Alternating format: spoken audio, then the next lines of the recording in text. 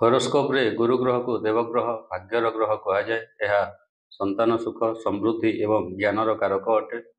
ଆମେ ଜାଣିବା ଆମର ହରୋସ୍କୋପରେ ଗୁରୁ ଗ୍ରହ ବା ବୃହସ୍ପତି ଠିକ୍ ଜାଗାରେ ଅଛନ୍ତି ନା ଖରାପ ଜାଗାରେ ଅଛନ୍ତି, ବିଭିନ୍ନ ଲକ୍ଷଣ ବାବଦରେ ଆଜି ଆମେ ଚର୍ଚ୍ଚା କରିବା।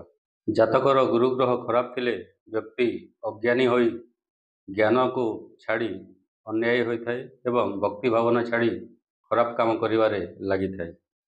କାର୍ଯ୍ୟରେ ଅସଫଳତା, କାର୍ଯ୍ୟକୁ ଟାଳିବା ଏବଂ ବିଭିନ୍ନ ଅପରଚ୍ୟୁନିଟି ଜୀବନରେ ହରାଇବା ଗୁରୁ ଗ୍ରହର ଖରାପ ଲକ୍ଷଣ ଅଟେ। ଯଦି ଗୁରୁ ଗ୍ରହ ଖରାପ ଥିବ ଏସବୁ ବ୍ୟକ୍ତି ପାଖରେ ଦେଖିବାକୁ ମିଳିଥାଏ।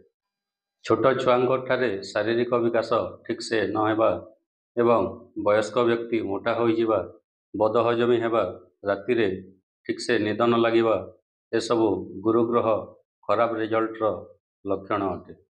ବ୍ୟକ୍ତି ଚିନ୍ତିତ, ଉଦାସ ରହିଥାଏ ଏବଂ କାମରେ ତାକୁ ଇଚ୍ଛା ଲାଗିନଥାଏ।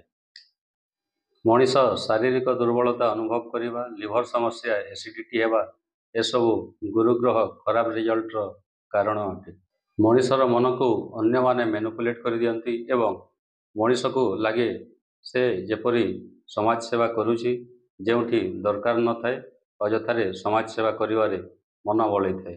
ବ୍ୟକ୍ତି ମନରେ ଧର୍ମୀୟ ବିଚାର ଆସିନଥାଏ, ଧର୍ମରେ ସେ ବିଶ୍ୱାସ କରେ ନାହିଁ ଏବଂ ଧର୍ମ କାମ କରିବାକୁ ତା ମନରେ ବିଚାର ଆସିନଥାଏ ଯଦି ଗୁରୁ ଖରାପ ଥିବେ।